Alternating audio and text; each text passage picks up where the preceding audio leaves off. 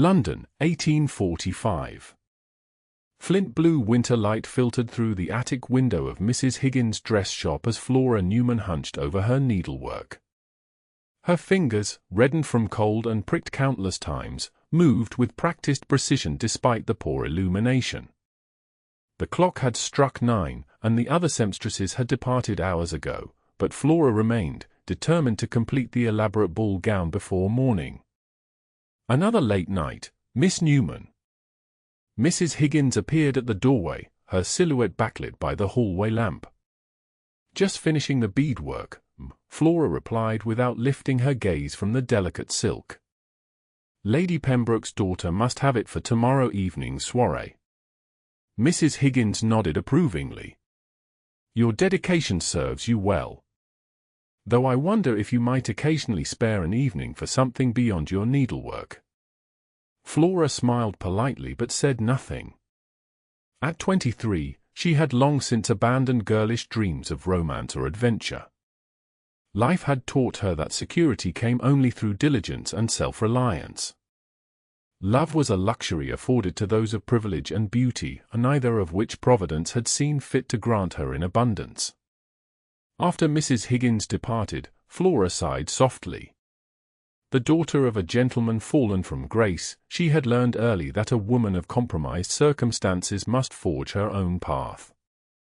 Her father's gambling debts had stripped away their modest estate, leaving her orphaned at 16 with nothing but her education and skill with a needle. "The world rewards competence, not sentiment," she whispered to herself, repeating the mantra that had carried her through 7 years of lonely independence. Dawn was breaking when Flora finally tied off the last thread. The gown, a confection of azure silk with silver beadwork resembling a cascade of stars, was magnificent. She allowed herself a moment of pride before carefully packing it for delivery. This was her talent, creating beauty she would never wear for lives she would never lead. The winter morning was bitterly cold as Flora hurried through London's streets. Her woolen cloak, though mended multiple times, provided little protection against the wind that seemed determined to slice through to her bones. Still, she maintained a brisk pace, aware that punctuality was as valued as her stitchwork. Her path took her through St. James's Park, a shortcut she rarely risked due to the presence of gentlemen who sometimes made inappropriate comments to women walking alone. But today, the cold kept most sensible people indoors, and she needed to deliver the gown before beginning her day's work at the shop. The sound of angry voices drew her attention to a secluded area near the water. 2 men stood facing each other, postures rigid with tension. One appeared fashionably dressed, while the other, clearly a moneylender by his appearance, was brandishing what appeared to be a promissory note. "You'll pay what you owe, Winchester, or I'll see your name smeared across every newspaper in London," the moneylender threatened. "Your father would be most interested to learn how his spare has been frittering away his allowance on gaming and women." The gentleman responded with cold dignity. "Lower your voice, Graves. I've explained my situation. You'll have your money by month's end." "Promises from a gentleman," Graves sneered. "I've heard those before. I want payment now, or I go straight to your brother's solicitor."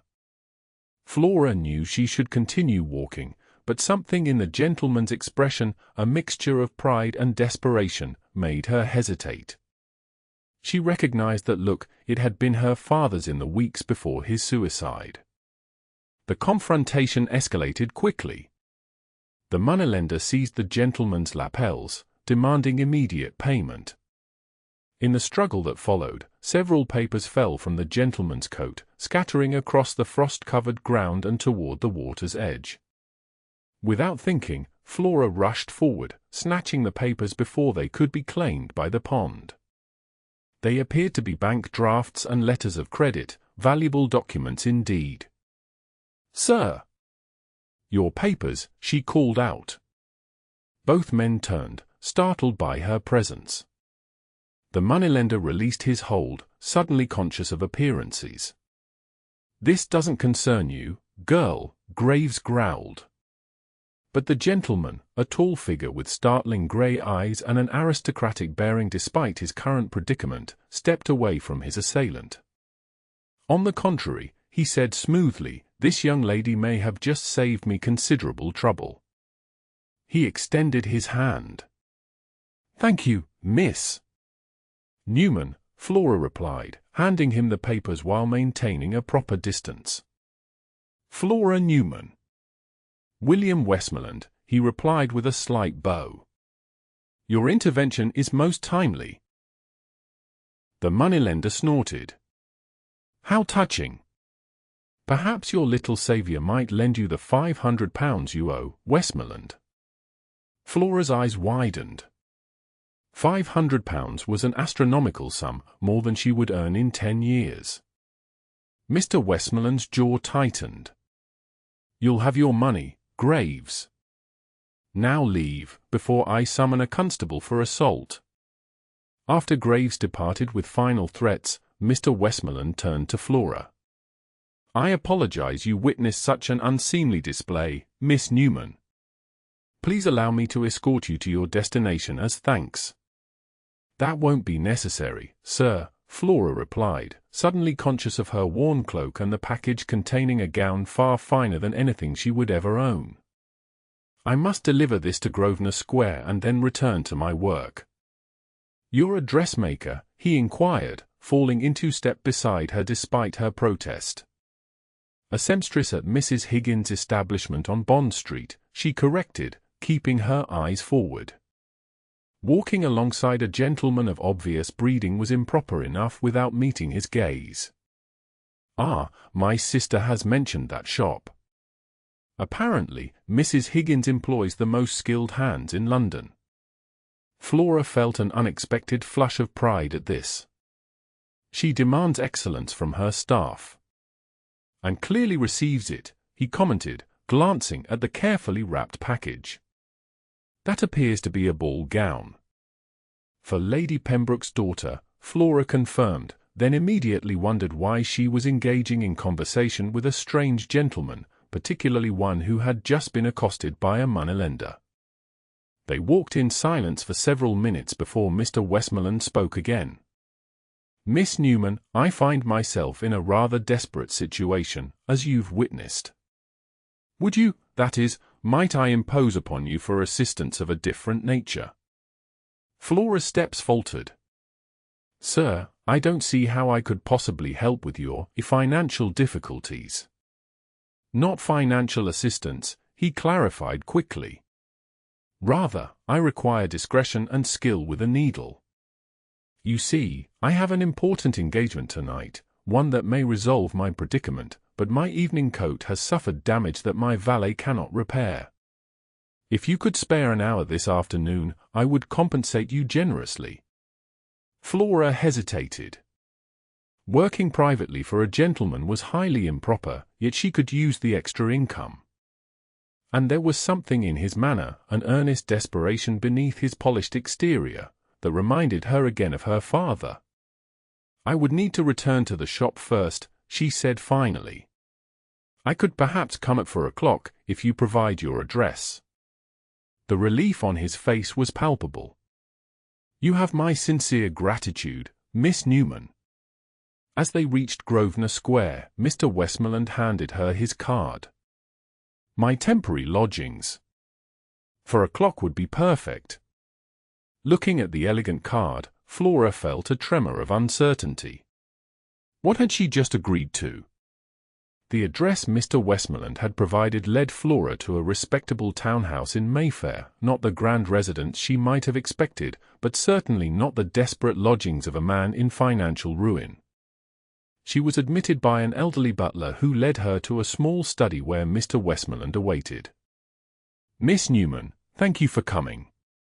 He rose from his desk, where papers were strewn in apparent disarray. "Jenkins will show you to the anteroom where I've laid out the garment in question." The evening coat was indeed in dire condition. Not only was the sleeve seam torn, but several buttons were missing, and the lining showed water damage. Flora examined it with professional detachment. This requires more than a simple repair, sir. The lining needs replacement, and these buttons are no longer available. I could substitute something similar, but it would be noticeable." Mr. Westmoreland ran a hand through his dark hair. "The dinner is at the Marquis of Halford's home. It's imperative I make a favorable impression." "The Marquis?" Flora couldn't mask her surprise. A man pursued by moneylenders would not typically be invited to such elevated company. "He's considering me for his diplomatic mission to Vienna," Mr. Westmoreland explained, then added with a wry smile, "though he might reconsider if I appear in damaged evening wear." Flora nodded, understanding the gravity of his situation. "I'll do what I can, sir." For the next 3 hours, she worked diligently, removing the damaged lining, reinforcing seams, and ingeniously reproposing decorative elements to disguise the missing buttons. As she sewed, Mr. Westmoreland occasionally checked her progress, each time seeming more impressed. "You have remarkable skill, Miss Newman," he observed during one such visit. "How did you come to be a seamstress?" Flora kept her eyes on her work. "Necessity, Mr. Westmoreland. Not all of us are born to privilege." "Indeed," he said softly. "Though privilege often carries burdens invisible to others." She glanced up, surprised by the melancholy in his voice. Their eyes met briefly, and Flora felt an unexpected connection, a mutual recognition of circumstances not chosen but endured. "My father was a gentleman," she found herself saying. "But his habits left me with nothing but debts and a tarnished name." "Gambling?" he asked quietly. She nodded. "And when his creditors closed in, he took his own life rather than face disgrace." Mr. Westmoreland was silent for a moment. "Then you understand the precipice on which I stand." "I do," Flora admitted. "Which is why I would urge caution, sir. Debts have a way of multiplying when one attempts to solve them with greater risks."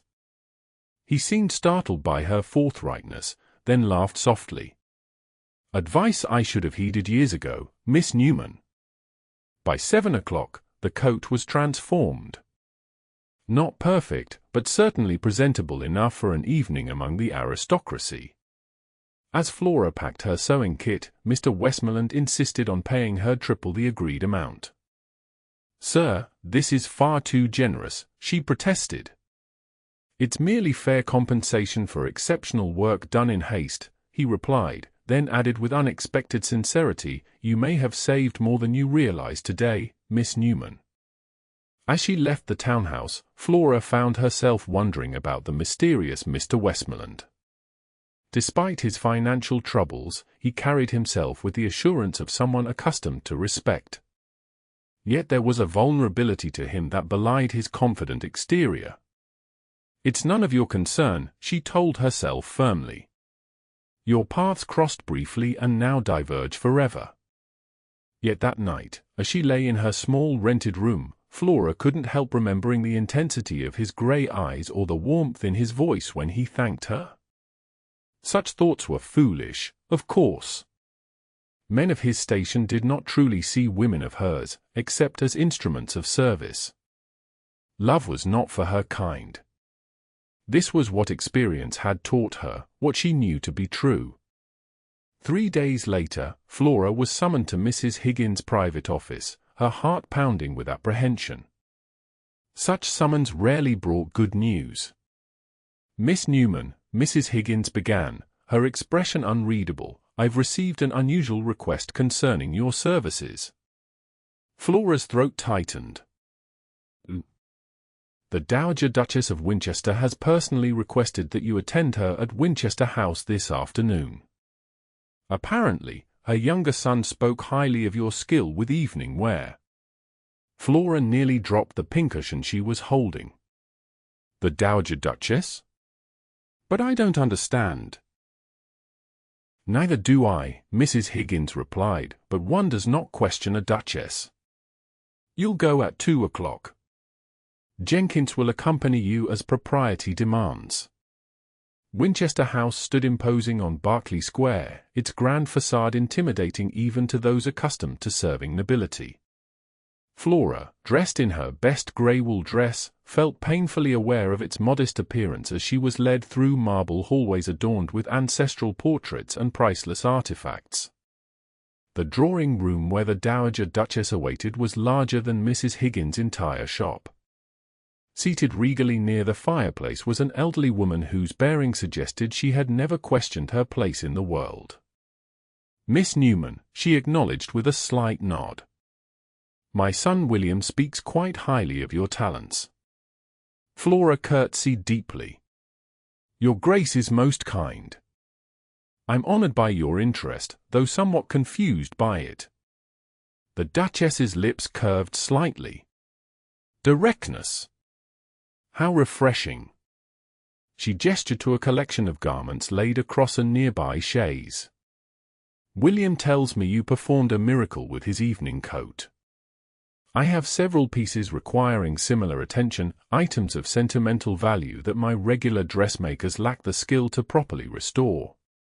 As Flora examined the garments, exquisite gowns from decades past, her confusion deepened. These were museum-quality pieces that should be handled by the finest restoration specialists in London, not a shop seamstress. "Your Grace, these deserve master craftsmen." "I'm not certain, William assures me you are precisely the person for this task," the Duchess interrupted. "He has an eye for talent, even if his judgment is occasionally questionable in other matters." Before Flora could respond, the drawing-room door opened, and William Westmoreland himself entered. "Mother, I see you've met Miss Newman." His eyes met Flora's with unexpected warmth. "I trust you're not overwhelming her with your collection of historical textiles." "Merely assessing her capabilities," the Duchess replied. "Though I suspect you've already done so thoroughly." Flora felt heat rise to her cheeks at the implication. Mr. Westmoreland required emergency repairs to his evening coat. It was a simple professional transaction, which resulted in the Marquis of Halford offering me a position, Mr. Westmoreland added. "Your simple repairs made quite the impression, Miss Newman." The Dowager Duchess rose, her movement signaling the end of the interview. "You'll work here, Miss Newman. 3 afternoons each week. Mrs. Higgins has already agreed to the arrangement. Jenkins will show you to the sewing room we've prepared." Stunned by this pronouncement, Flora could only curtsy again. As she followed the butler from the room, she heard Mr. Westmoreland say, "That was rather high-handed, Mother." "Nonsense," came the reply. "The girl has talent that's wasted on everyday dressmaking. Besides, she might be precisely what you need." The cryptic comment lingered in Flora's mind as she was shown to a sunny room equipped with the finest sewing implements she had ever seen. What game were the Westmorelands playing? And why did she, a simple seamstress, feature in it? Over the following weeks, Flora's life developed a new rhythm. Mornings at Mrs. Higgins' shop, afternoons at Winchester House restoring the Duchess's collection, and evenings alone in her rented room, increasingly filled with thoughts of William Westmoreland. For he was often present during her visits, ostensibly reviewing correspondence in the adjoining study but frequently finding reasons to engage her in conversation. Despite her determination to maintain professional distance, Flora found herself drawn to his intelligence and unexpected humility. "Did your position with Lord Halford resolve your financial difficulties?" she asked one afternoon, surprising herself with her boldness. William leaned against the door frame. "Partially. The salary is generous, but my debt's accumulated over years. The diplomatic corps offers prestige more readily than fortune. Yet you seem more at ease than when we first met." He smiled. "Perhaps I've gained perspective on what truly matters." Their conversations ranged widely, from literature to politics, from her childhood in Yorkshire to his travels across Europe. Never had Flora experienced such intellectual equality with a gentleman, and it bewildered her. "Why do you spend so much time here while I work?" she finally asked after nearly a month. "Because you're the only person who speaks to me as William, not as the Duke's brother," he answered simply. The revelation stunned her. "You're the brother of the Duke of Winchester." William's expression tightened. "The spare to the heir, as tradition dictates. My brother Alexander inherited the title and fortune. I inherited expectations without means to fulfill them." Suddenly his financial troubles made sense. The younger son of a duke would be raised in luxury but often provided only a modest allowance, enough to maintain appearances but insufficient for the lifestyle society expected. "That explains much about our first meeting," Flora said softly. "I'm not proud of my circumstances," William admitted. "But perhaps they forced me to recognize value beyond titles and wealth." His gaze held hers with an intensity that made Flora's heart race. She looked away first, returning to her needlework with trembling fingers. "Miss Newman," he said after a moment, "would you permit me to escort you home this evening? The weather threatens rain, and I would be remiss to allow you to travel alone." Every instinct told Flora to refuse. Accepting would cross a boundary between employer and employee, between aristocracy and working class. Yet something deeper, something she had long suppressed, compelled her to nod. "Thank you, Mr. Westmoreland. That would be kind." That evening, sheltered under William's umbrella as rain misted around them, Flora experienced a dangerous awakening of hope. Their conversation flowed as easily in the gaslit streets as it had in Winchester House, and when he took her hand to help her across a muddy intersection, she did not immediately withdraw it. "You've never told me why you haven't married," William said as they approached her lodgings. "Surely there have been suitors." Flora laughed softly. "Few men seek to marry a woman without fortune or connections, Mr. Westmoreland. I learned early that independence through work was my only secure path." A practical conclusion, he acknowledged, though perhaps an unnecessarily limiting one. "We cannot all marry for love and affection," she replied. "Some must be satisfied with security and respect." William stopped walking, turning to face her. Rain dripped from the edges of the umbrella, creating a curtain around them. And if both were possible? Love and security together. Flora's chest tightened. "Such combinations rarely present themselves to women in my position." "Perhaps because they're looking in expected places," he suggested, his voice low. "Sometimes the most suitable match may come disguised as something quite different." Before Flora could interpret his meaning, they reached her door. William bowed formally, but his eyes conveyed something far less formal, something that kept Flora awake long into the night, contemplating possibilities she had never allowed herself to imagine. The Duchess's restoration project progressed steadily, and with it, Flora's confusion about her place at Winchester House. The servants treated her with a deference that seemed excessive for a seamstress, while the Duchess increasingly included her in afternoon tea, asking her opinions on matters far beyond fabric and stitches. Most perplexing was William's continued attention. He brought her books from the family library, remembered her preference for lemon in her tea, and seemed genuinely interested in her thoughts on everything from Italian opera to the Poor Laws. "Mother has invited you to our small dinner party next week," he announced one Thursday afternoon. "Nothing formal, just family and a few close friends." Flora nearly pricked her finger. "Surely that's inappropriate." "I'm your employee." "You're the woman who's restored irreplaceable family heirlooms," he corrected. "Besides, my cousin Lady Margaret will be there. She's expressed interest in meeting the mysterious Miss Newman who's captured so much of my attention." The implication sent warmth flooding through Flora's cheeks. "Mr. Westmoreland, you shouldn't speak so." People will misinterpret. Will they? He asked softly. Or perhaps they'll interpret correctly what I've been too hesitant to express directly. Flora stood abruptly, gathering her materials. This conversation is improper. I should leave. William stepped closer.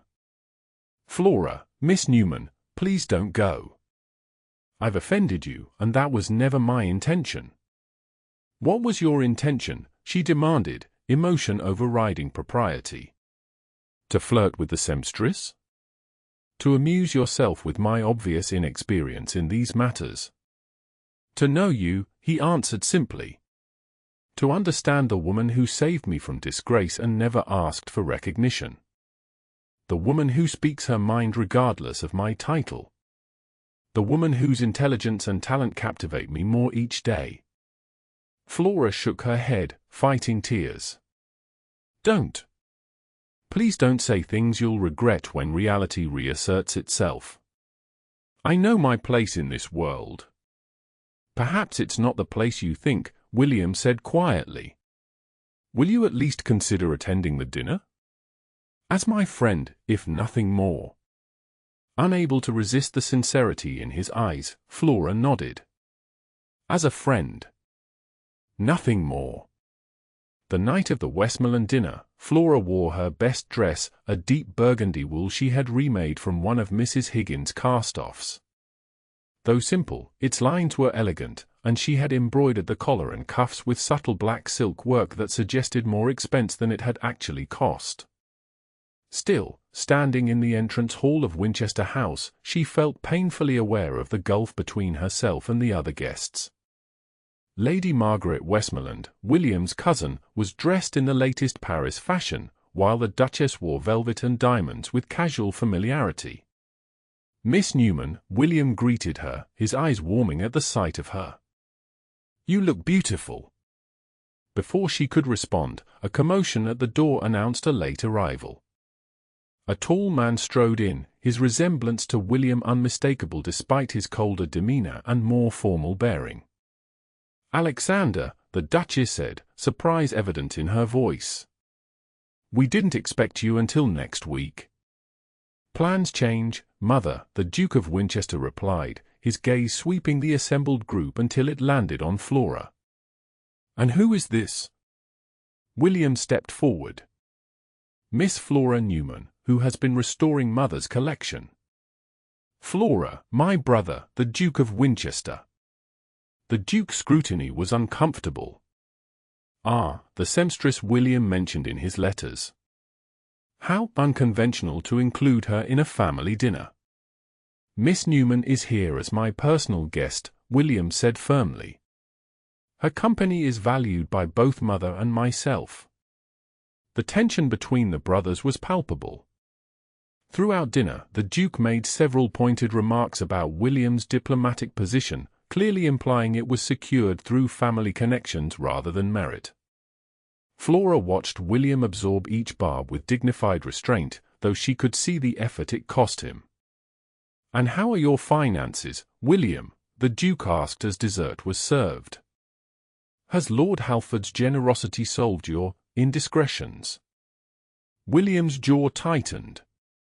My affairs are in order, Alexander. Truly? Because Mr. Graves approached me last week, claiming you still owe a substantial sum. Flora's hand froze midway to her water glass. Graves, the moneylender from the park. I've made arrangements, William replied stiffly. He'll be paid by quarter's end. The Duke smirked. With what funds? Your allowance barely covers your existing expenses. Alexander, enough, the Duchess interjected. This is hardly appropriate dinner conversation. But the Duke continued, perhaps William's interest in dressmakers is more practical than romantic. A wife with a trade might support his habits. Flora's cheeks burned with humiliation. Is that what everyone thought? That William's attention stemmed from financial calculation? You go too far, William said, his voice dangerously quiet. apologized to Miss Newman. "I merely observe what seems obvious," the Duke replied. "A second son with mounting debt suddenly takes interest in a working woman. The conclusion draws itself." Flora stood, unable to endure another moment. "Excuse me. I should leave." Despite William's protests, she fled the dining room. Tears threatened, but she refused to shed them in Winchester House. She had nearly reached the front door when William caught up to her. "Flora, please wait. My brother's behavior was inexcusable." "But not inaccurate in its assessment," she replied bitterly. "I was a fool to come here, to imagine I could belong in your world even for an evening." William took her hands. "You belong wherever you choose to be. Alexander doesn't understand. What doesn't he understand?" Flora interrupted. "That his brother might genuinely care for a seamstress? Or that a seamstress might forget her place and develop feelings for a gentleman far beyond her reach?" The admission hung between them, too honest to retract. "Is that what you believe?" William asked softly.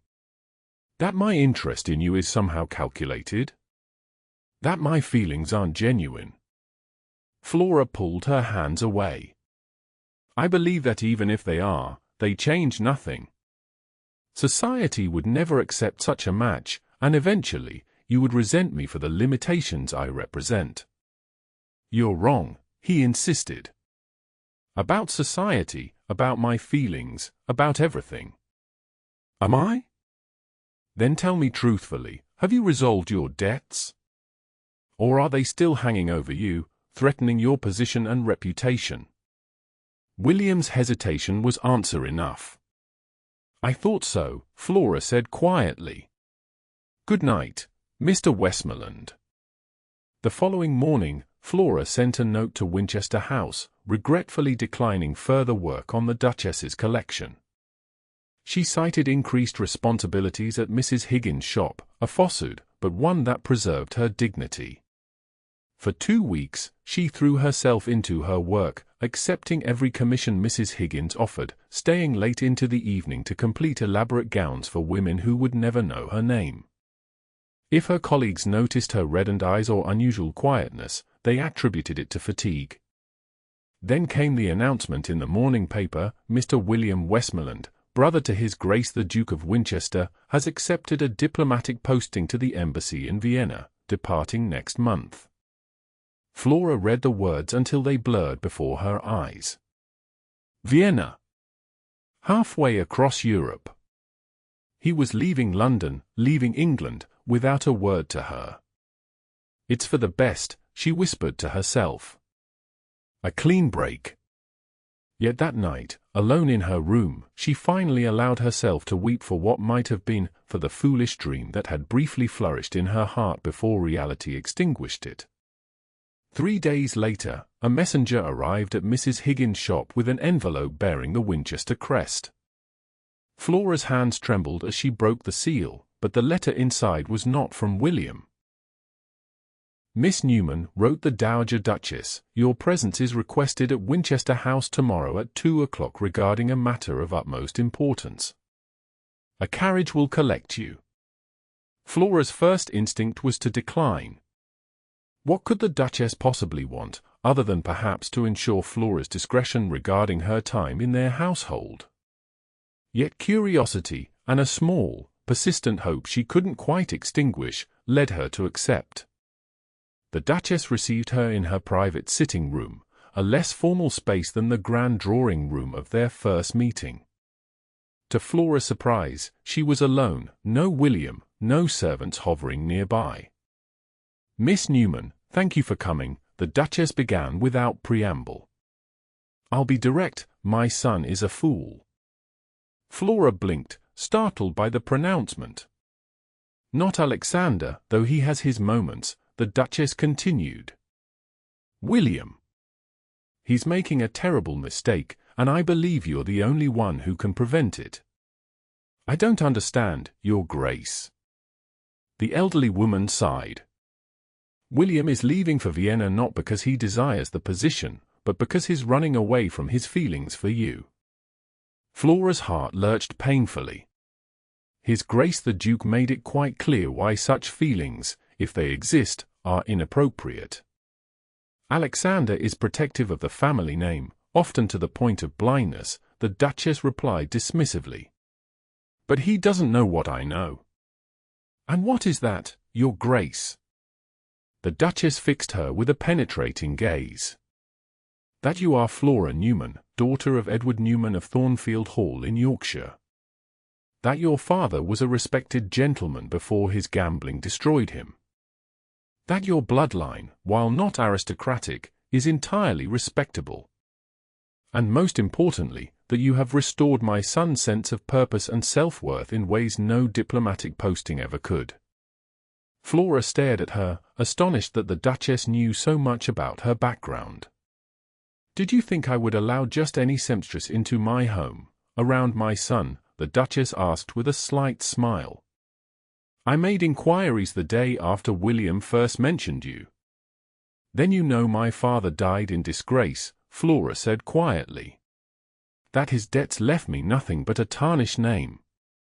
I know he made mistakes that you have spent years atoning for, though they were never your burden to carry." The Duchess's voice softened. "Just as William now attempts to atone for his own missteps." She rose and crossed to a writing desk, retrieving a folded document. "This arrived yesterday. The deed to a small property in Kent that belonged to my family. I've signed it over to William. It provides a modest income, nothing grand, but sufficient for a diplomatic officer and his wife to live comfortably." Flora's breath caught. His wife. The position he's accepted would be more secure with a wife at his side, the Duchess stated matter-of-factly. Diplomatic circles value stable family connections. William knows this, yet he prepares to leave alone, convinced you would never accept him. "Because I wouldn't," Flora protested weakly. "The scandal would follow him everywhere." "What scandal?" "That he married a gentlewoman of modest means but impeccable character?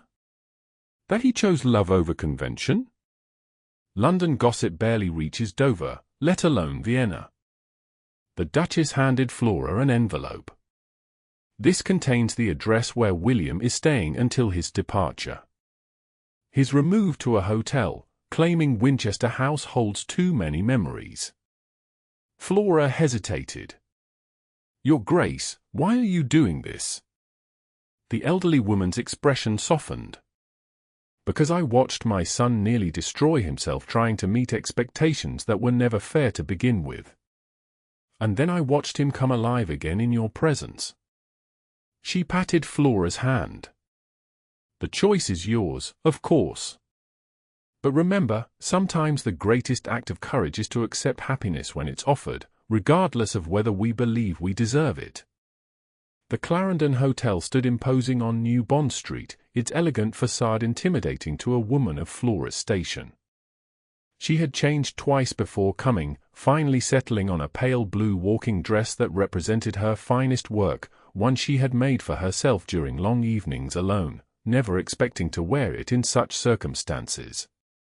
The clerk at the desk initially refused to announce her, as unmarried women did not call upon gentlemen in hotels. Only the Winchester name, and a note from the Duchess, secured her passage upstairs, accompanied by a stern-faced hotel matron who made it clear she disapproved of the entire situation. William opened his door at the knock, his expression transforming from irritation to shock at the sight of Flora. "Miss Newman," he said, his voice hoarse. This is unexpected." The matron cleared her throat loudly. "The lady insisted it was urgent family business, sir." "I'll wait in the hallway." Once admitted to William's sitting room, Flora found her carefully prepared speech deserting her. The room was filled with half-packed trunks and cases, tangible evidence of his imminent departure. "You're really leaving?" she said softly. William ran a hand through his disheveled hair. The Vienna posting is an excellent opportunity. Is that the only reason? He looked away. What other reason would there be? Your mother seems to think you're running away. From me. William's gaze snapped back to hers. My mother should mind her own affairs. Is she wrong? The directness of her question hung between them. Finally, William sighed, his shoulders sagging. No, he admitted. She's not wrong. But she doesn't understand the impossibility of the situation. Flora took a step closer. Explain it to me. Make me understand why you would leave without even saying goodbye. Because goodbye would require courage I don't possess, he said, his voice raw with emotion. Because every time I see you, I want things I have no right to ask for. Because a clean break seemed kinder than prolonging an attachment that can go nowhere. Why can it go nowhere? Flora pressed. William's laugh was hollow. You were at that dinner. You saw how my brother reacted merely to your presence at our table. Imagine his response to you as my wife. The word hung in the air between them, charged with meaning. Is that what you want? Flora asked, her heart pounding. For me to be your wife. What I want hasn't mattered since I was born the second son, William replied bitterly. I've spent my life trying to find my place, making mistakes at every turn. The debts, the gambling, they were symptoms of a deeper restlessness. Until I met you. He moved closer, his gaze intense. You saw me not as the Duke's brother or a diplomatic appointment, but simply as a man. You spoke honestly, worked diligently, lived authentically, everything I've struggled to do. And in knowing you, I found clarity about who I want to be. And who is that? Flora whispered. A man worthy of your respect, he answered simply. Whether or not circumstances allow us to be together. Flora reached into her reticule and withdrew the deed the Duchess had given her. Your mother seems to think circumstances might be more favorable than you believe. William glanced at the document, his expression changing as he recognized it.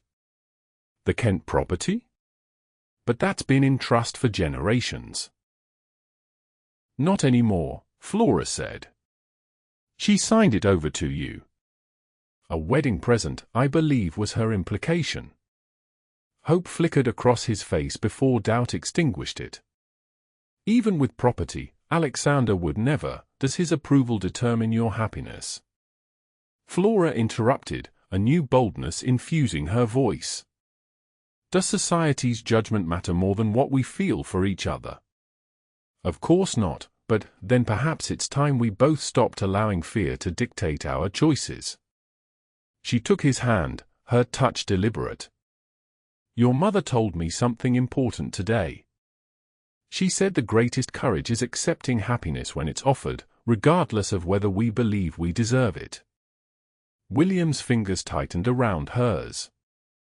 And what would make you happy, Flora Newman? A life of meaning, she answered honestly. Work that fulfills me. And love, not the kind found in novels, but the real kind. Complicated and imperfect and brave. Vienna is very far away, William said softly. I hear they have excellent fabric markets, Flora replied with a small smile. And presumably, diplomatic wives require gowns. William's expression transformed, hope replacing resignation. Are you saying yes? To Vienna? To me. I'm saying I've spent my life believing love was a luxury I couldn't afford, Flora answered. That security came only through self-reliance. But perhaps I've been measuring wealth by the wrong standard. With gentle deliberation, William drew her closer. And what is the right standard? Courage, she whispered. The courage to trust another person with your heart, despite all the reasons caution counsels against it. I have very little to offer beyond that heart, William warned. A modest income, a name that carries expectations rather than privileges, and work that will take us far from England. You offer the one thing I never permitted myself to want, Flora replied. A partner who sees me clearly and values what he sees. When William kissed her, it felt like the conclusion to a conversation they had begun that winter morning in St. James's Park, a dialogue of recognition between two souls who had each believed themselves unworthy of the other. 6 weeks later, Flora Newman became Mrs. William Westmoreland in a quiet ceremony at St. George's, Hanover Square. The Dowager Duchess attended, along with Lady Margaret and, to everyone's surprise, the Duke himself, who presented the couple with a wedding gift of forgiven debts and reluctant blessing. "He still believes you married beneath you," Flora remarked as their carriage departed for Dover, the first stop on their journey to Vienna. William smiled, drawing her close. "Then he fundamentally misunderstands what happened. It wasn't that I stooped to marry a seamstress. It was that a remarkable woman lifted me from ruin through her belief in what I could become." "We saved each other," Flora corrected, thinking of how far she had come from that lonely seamstress who believed love was a luxury she could never afford. "And that makes us perfectly matched." As England's shores receded behind them, Flora realized that the future stretching before them, uncertain and challenging though it might be, was infinitely richer than the safe, solitary life she had once accepted as her fate. For in relinquishing the false belief that had constrained her heart, she had gained a truth far more valuable, that love, when founded on mutual respect and genuine understanding, was not a luxury but a necessity, as essential to a meaningful life as the very air she breathed.